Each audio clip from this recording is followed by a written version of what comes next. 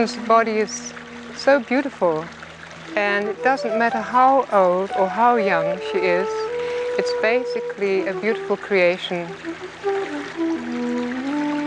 When we try to push ourselves into fixed positions, we deny that beautiful flexibility and roundness that we have been given.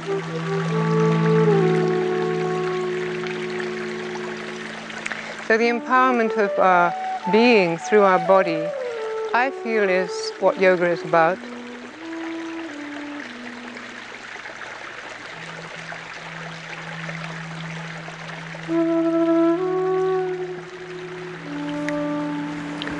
And give yourself the freedom that yoga is about you. Yoga is about being alive, about feeling who you are, what your body's telling you, what you feel inside, and opening it up, and opening up yourself in every way. I believe it's really about unfolding ourselves.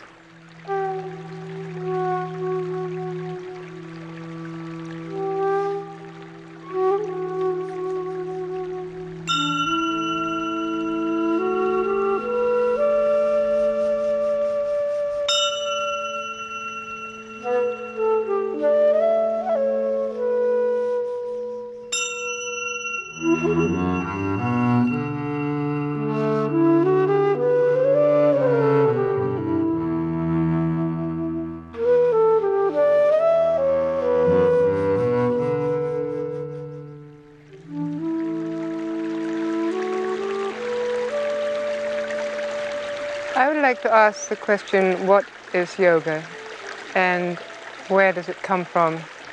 We're used to being told that yoga comes from India and the Himalayas, and that way back when, probably thousands of years, there were some enlightened men, supposedly enlightened by the gods, and they delivered this wonderful method of finding peace with ourselves and peace with our surroundings. But for somebody who lives in the world today, and especially for a woman, that's a very far ideal to follow. And many of us have tried it. We've pruned ourselves down, we've become athletic and contorted ourselves into pretzel shapes, and we've read the books, and we've tried many different techniques, and always we're left with something missing. Where do I fit in? Will I ever be perfect enough? Will I ever get to the level that is expected of me? And there seems to be a sort of ladder of patriarchs that are looking down and saying, "Not yet, my dear. Work harder, work harder." And so I thought, who were those people?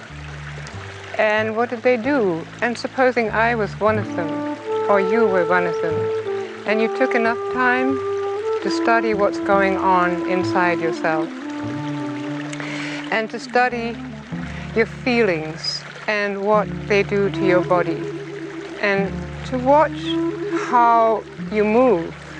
If you have an urge to move, where does it come from? Doing yoga became more of an internal journey, and it took me further away from trying to check out if I looked all right in a pose, into feeling. In a way, it seemed like I was going backwards in my practice, but the satisfaction inside was spreading, and I began to feel more feminine and aware of what people were feeling inside their bodies. So now I look not so much for a stunning pose, but where is somebody not enlivened? Where is the body not full and empowered? And see if we can find a way to, from the inside, bring the energy to that point and open it out and empower it. And gradually, like a car that's been dented, gradually from the inside undent ourselves.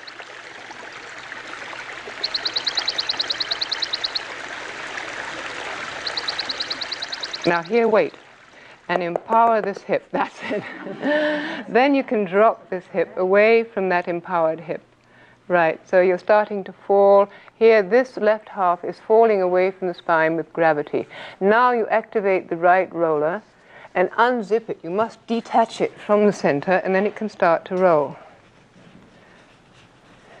And the kidney rolls. Good. And take your time, because you've got to release the leg out of the belly. And now this leg becomes a very active roller itself.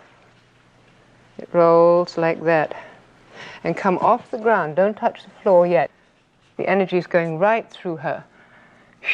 And she's splitting down the center, and she can lift off here and peel it over. Ah, there you go. She has peeled the back body over the core. So in fact, this is not, you could say this was the inner body, and she's peeled her back over it. And this just hangs down over the core. And see how powerful that core is that runs through her. Then you continue this with the arm. You can rest lightly, and now you're going to peel this area off you here, that part of the roller, and it follows into that arm as and when you're ready until the shoulder comes down onto the floor. And this roller is still going this way, but this roller is actively going that way, and now you grow internally, out and out from the inside. Yeah. You see, everything comes to life. All the toes. There you go. Yeah. Beautiful. And at a certain point, you go into a deep state of quietness. In that extreme openness, you unzip yourself totally. And then you can surrender.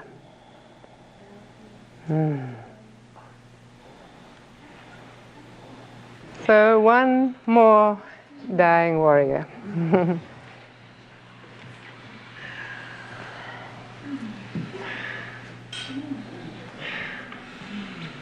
You've probably seen those Roman sculptures of the sort of the last breath. But actually, what it turns out to be, it's the sort of rebirthing of the inner body.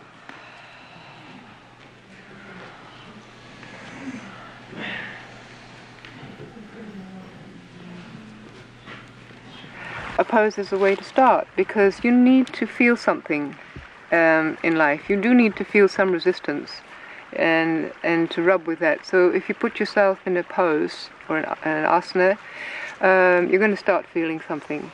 Somewhere your hip hurts or your shoulder's stiff.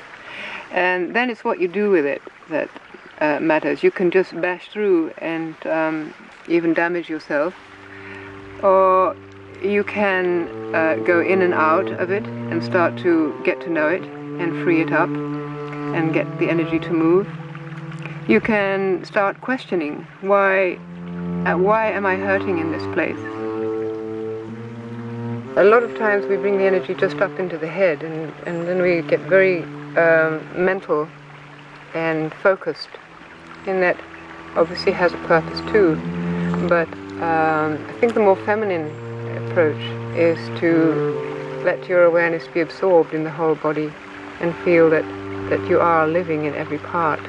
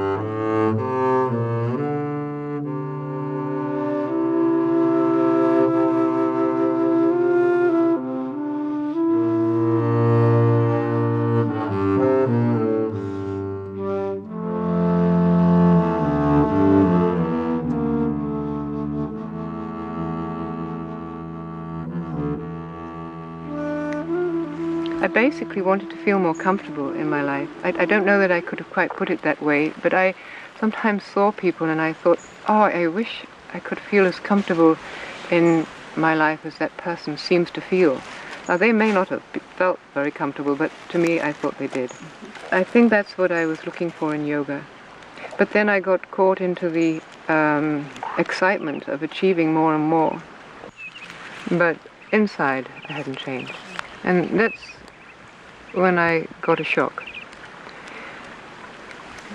And I realized that there were people who didn't practice yoga, but who could sit for hours on the street with their little pile of tomatoes or apples and seem completely serene. I would go and sit by them just to get a touch of that feminine, big feminine contentment.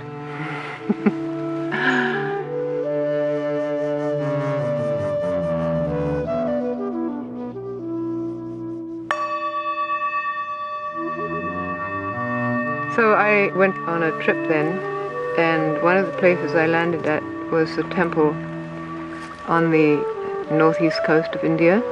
It was covered in little sculptures, figurines of female figures, and they were not that big, but they were very beautiful, and they were very rounded forms. They had really rounded breasts and buttocks and little waists, and they were moving in you could say a very feminine, sensual way.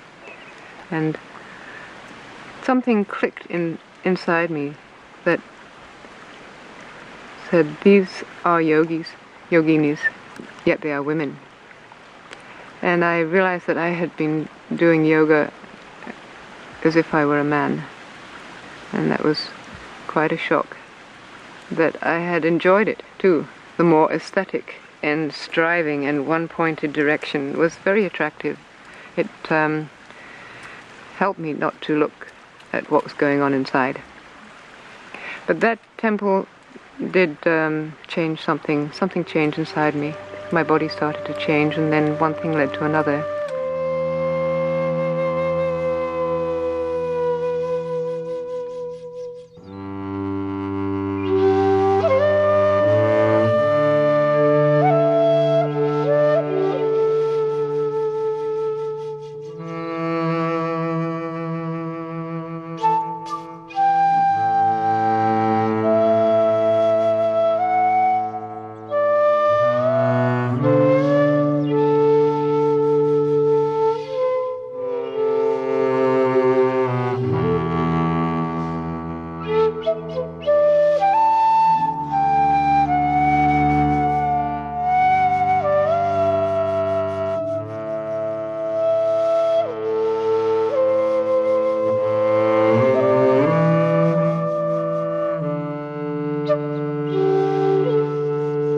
The belly is where we start. We grow in the belly. We spend 9 months, most of us, in the belly. But then it tends to get forgotten about. The belly is essentially very female. First of all, it's mysterious. You can't see what's inside it. And life grows inside it. One of the things about the belly is that we do hold a lot of emotions there. And as you relate more to your belly, it does take away your tight control on life.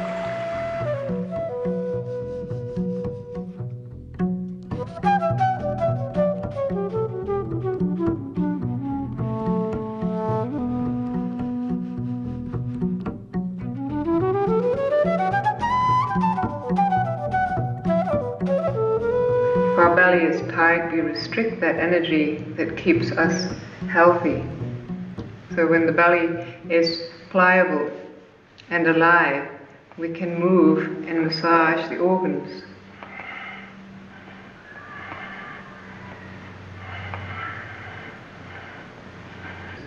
If you turn the belly, the body will turn much more easily.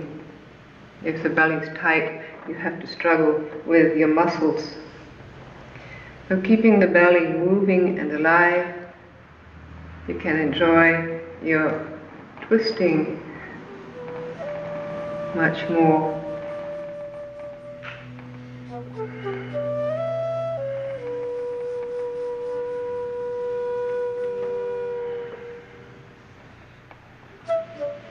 It's like a spiral that moves all the way up through your body and out of your head.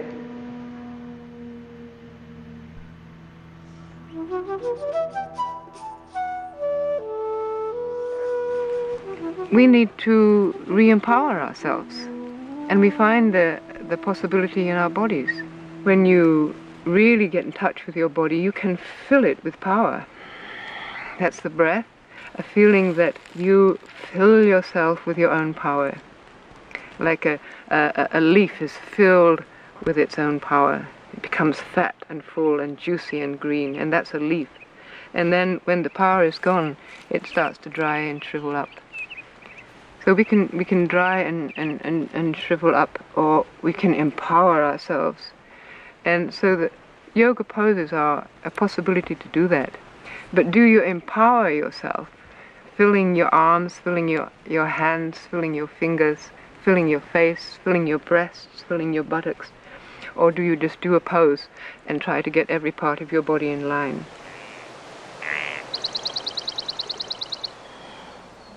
In the wintertime, under the earth, the life begins. And it begins in the depths of our belly. And it begins to unfold.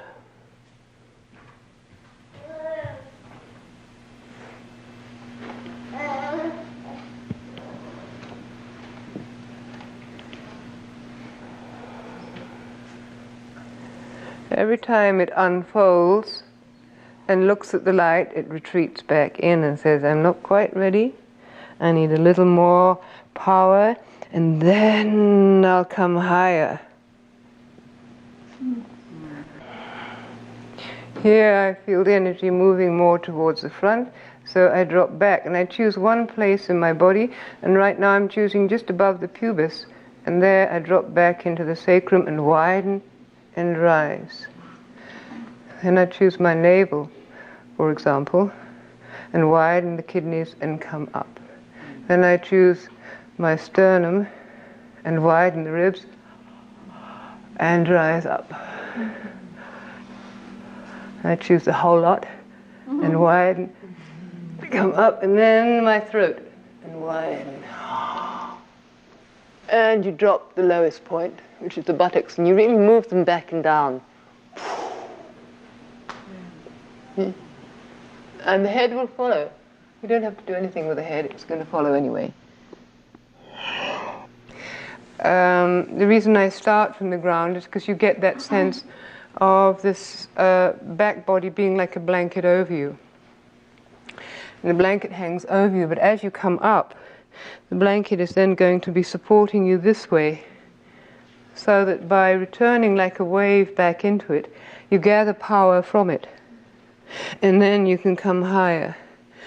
It's the empowerment again. With your internal energy, you widen and come up.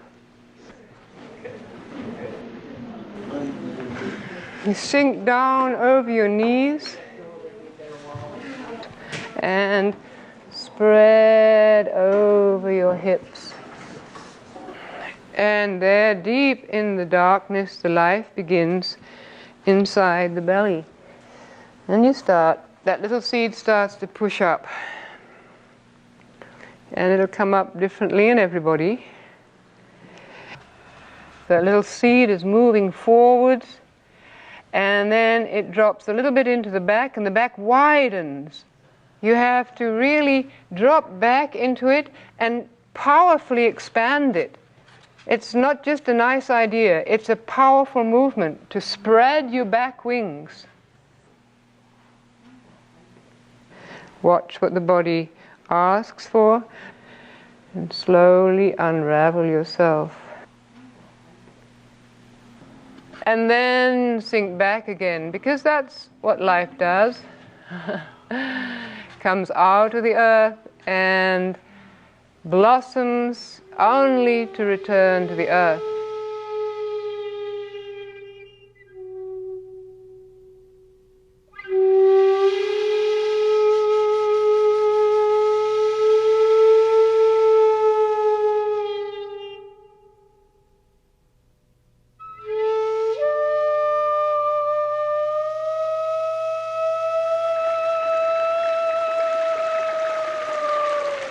Yoga actually has always been organic. It's always been an understanding of energy and nature.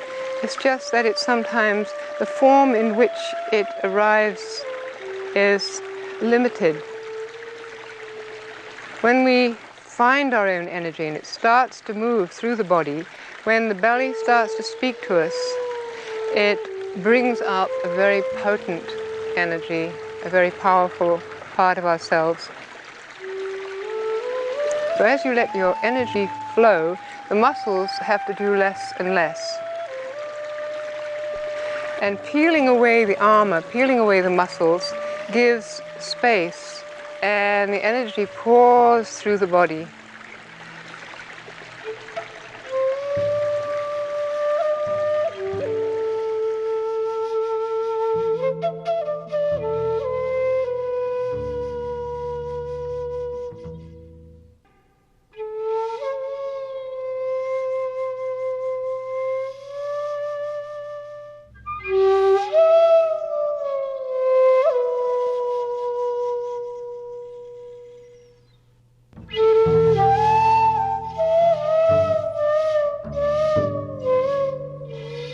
I thought, well, I can't teach this.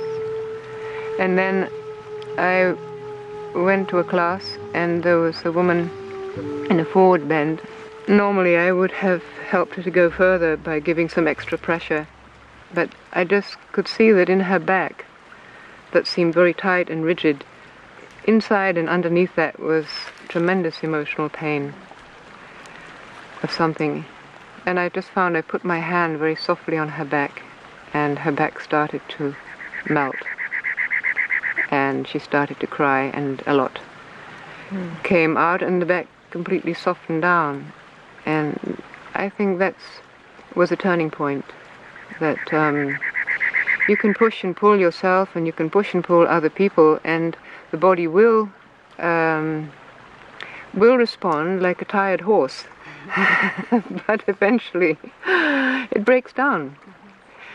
And if we can realize that everything we feel and everything that happens to us is in the body. So if there's some great pain from the past hidden in the body, you're not going to get it away from you unless you go in and start listening to it and let it unravel itself. All these things come crowding in, and they come like this, and we get them in our brain, and we don't just say, oh well, throw it away. We say, aha, that's something important. Maybe I'm not good enough. Maybe she doesn't like me. Maybe he thinks something else. So when you're moving around and shaking off bits, if you can search for what it is that you are at this moment very attached to, and see if you can throw it out, because it's disempowering you. These things are taking away from us, and we don't need them. But when you throw it out, something inside can begin to grow. It can begin to feel itself. And it might be somebody quite different from who you thought you were. Move your belly more and more out of the house of the pelvis. So if you shift around a little bit from side to side on your feet, you can begin to roll the shell of the pelvis backwards and bring the belly further and further out. You want to ease it out and shake it off. Be free of it. You've been carrying it around so long. Just throw it away and let the belly come out. That's it. Look at everything in your life as you do it. Who is it that you're shaking out of your leg? Yes, get it out, out, out, out, out, out, out. Make a noise if you need to. Yes. And after that, you need to be very quiet. And come back inside and see what's happening, and you'll find tingling life. Something new is growing. Something new is happening.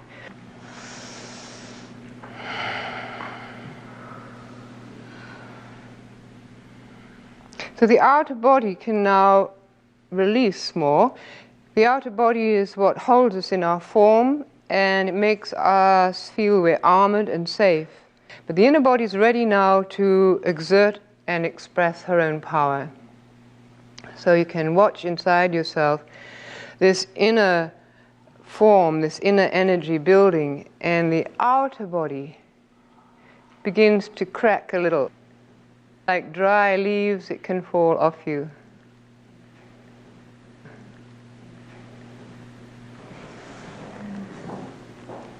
So now, when you move out into one of these stretches, it's a different person that's moving. You've shaken off so much stuff that you come out and, wow, you are your tiger.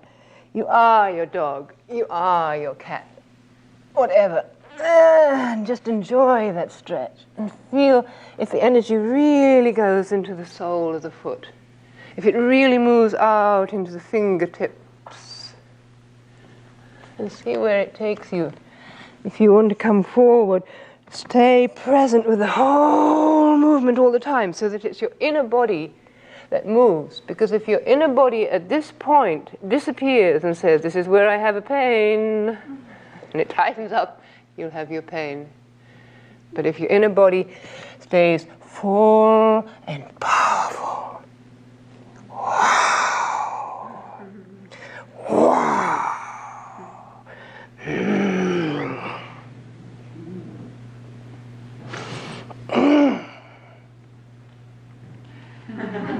yeah?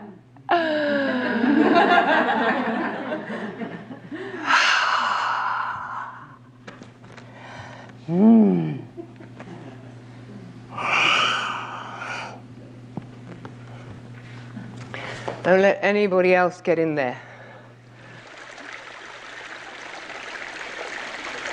Our bodies are not designed to follow straight lines. They will move apparently into a straight line, but along a curved path. And what happens with yoga in the West is that it's become very much a physical training. And instead of it being a way of understanding energy and how to release that energy so that we are more potent and more powerful, it's become a form of physical training where we contract the muscles and tighten up and pull in. And this is all very well for a warrior or for someone who needs to be an athlete, but it doesn't help us to get in touch with energy. It's not that we don't do poses or that we are against the tradition. It's just that we believe that the most important thing is to find our way back to where it came from. What I would like to offer is that whatever kind of yoga you follow, can you feel that your inner body, your inner being is getting the nurturing and the enlivenment that it requires? Do you feel that you become more empowered and you need the outer forms of life less and less? Do you feel more comfortable in yourself and with your surroundings?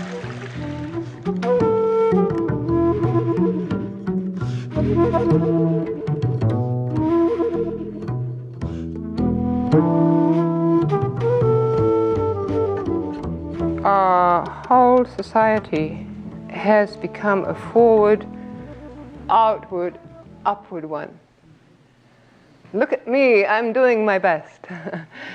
And we've been pushed out of ourselves, and we leave our sacred body and our mother behind. And she gets folded into a very tight and rigid situation. And when we let her open, we soften, but she becomes wide and supportive. And in that support, we can then grow. If we are frightened, everything closes up, especially the back. And many of us have deep holding patterns from birth and early childhood of fear. And those have stayed with us. But to undo those needs a lot of time and awareness to undo all that wound up tension in the back of the body. So it's like unfolding your wings and getting back inside yourself.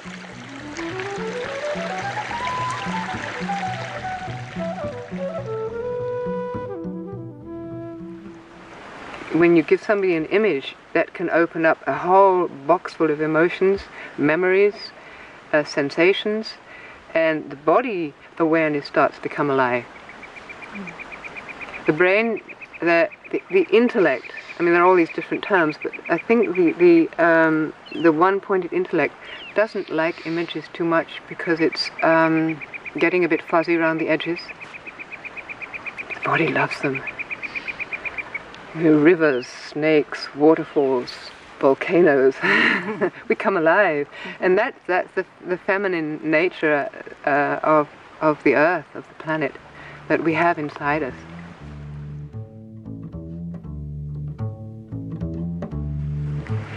I think yoga itself is something that is very individual. Of course, in the beginning, when you arrive in a yoga class, you need the support and the instructions from a teacher, and maybe also you need the group energy. But there comes a point when you have to find what yoga is for yourself, and then you start your own path.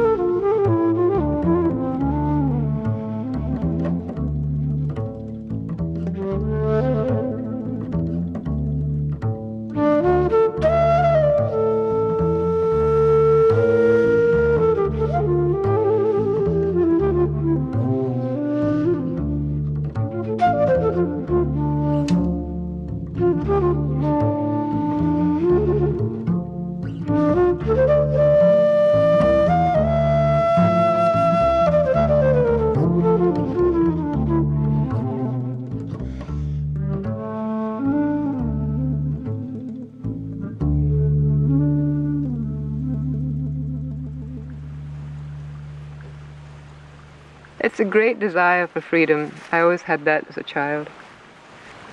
And I tried to be free by running away from things, but in the end it was yoga that helped me to see that the journey to freedom is inside. It takes real courage, and you sort of jump off a cliff. I do remember moments of that. But I also think that once you start the journey, there's no return.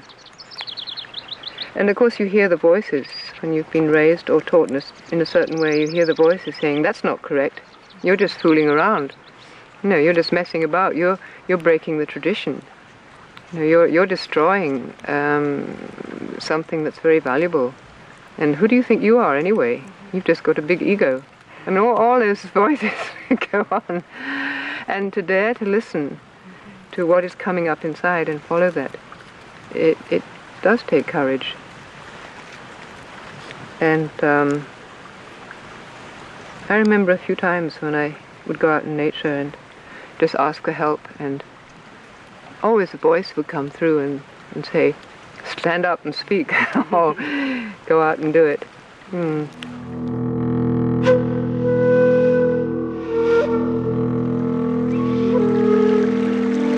The trees have their roots deep in the earth, and it's this extension of our direction and our awareness beyond our physical body that is so empowering. So when we talk about rooting, we really mean opening ourselves to the space beyond us. Especially when you stand, you open your feet to the earth, and you can visualize roots growing down, but in a short time you'll find that you really have an experience of those roots, and you feel more solidly based in the earth and less vulnerable. And the more you get the downward direction, the more the body is able to release and open out of it. And that creates the possibility for space. So we need to open up our spaces again inside, and yoga is one of the best ways to do that. If you could unzip your back and open out one side, you would create enough space into which you could turn with the other side as you breathe. Unzip and open to the opposite side and fold back inside that new space and feel the width of the back pelvis, the kidneys, the ribs. The energy moves way out beyond the body. You feel the warmth extending outwards.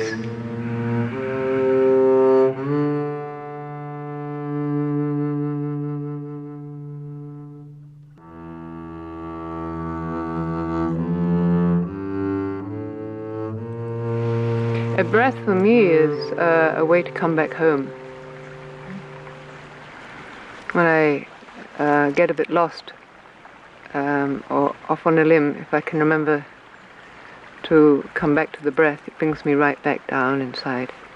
I think the breath is the greatest lover, the greatest friend we'll ever have. It comes in at birth and doesn't leave until we die. And it knows us more intimately than anybody will, because the breath goes into every cell of our body. It's just that we're not aware of it. We just let it do its work. But when you become aware of it and you travel with it, that beloved wakes up inside you, so you can never be alone anymore.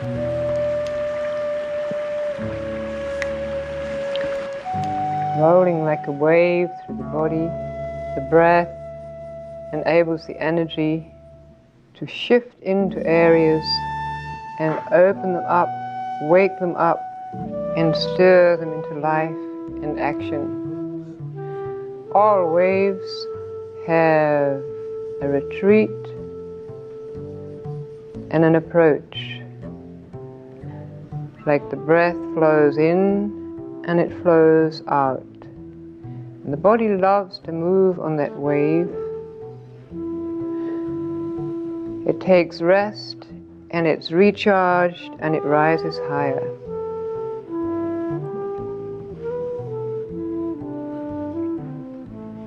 But unless we understand the downward direction, we cannot fully live the upward.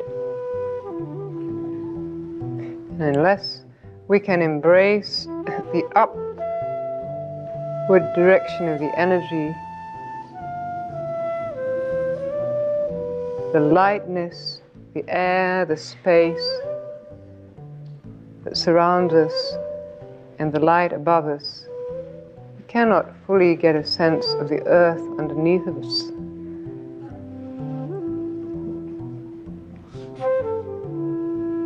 The body tells us what it yearns for. Once we start to listen,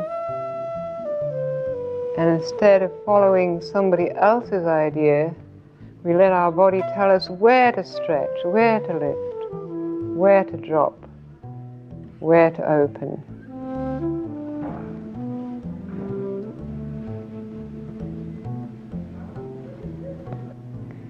So we get to know ourselves fully from the inside. From the inside out.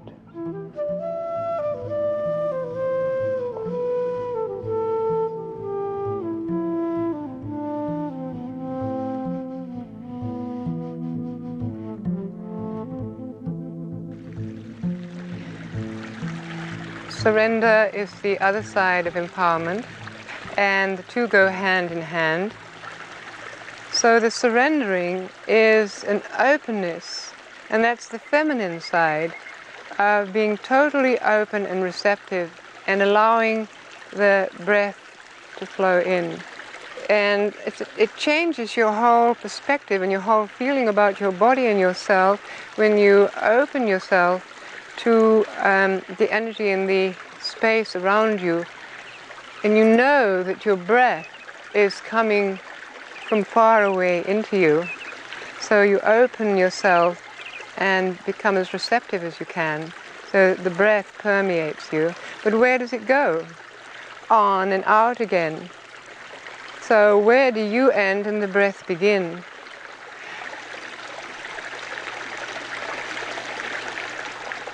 So the inhaling is soft and receptive, and the body will swell. It will widen, it will fill, because you become an open vessel. And then when it's time to exhale, that potent energy that you're filled with has to flow through every part of you so that you tingle in every cell, and it moves out into the space around you. We are incredibly linked. It's the same breath that's moving through us. It's the same energy that's moving through us. It's just that we happen to be wearing different clothes, different bodies. But we are very much the same, and that's one aspect. When you go very, very deep in meditation, or maybe just in relaxation in Shavasana, you go so deep that you lose the sense of who you are. You don't seem to have a body anymore, and you just merge with the ground or with your surroundings. That's one very important part of life, because then you can tune into anything. Tune into the tree, tune into the ground, tune into other people. But then there's the other side, when you come out, that you are unique. There's nobody like you. Nobody has a shoulder like this. Nobody has a nose like this. We are unique, and we express something unique. And those two aspects, I think, are a vital part of yoga.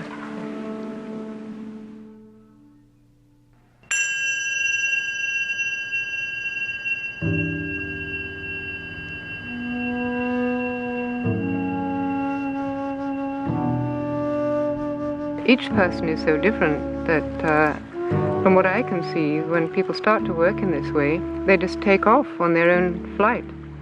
And it's almost frightening, because you realize that you have no control as a teacher. You set them off, and there they are going like a bunch of wild children or birds, up in the air and off. And yet that's the most exciting part of it, to see the gifts that they bring, because they are listening to their own process, and they are progressing in their lives, they're unfolding their lives, they're not stuck anymore.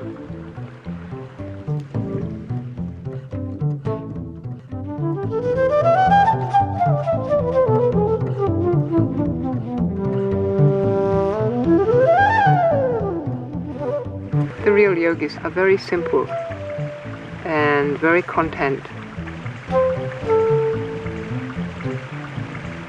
and very happy, usually bubbling, because it's all so fun. I mean, just to be alive is so amazing.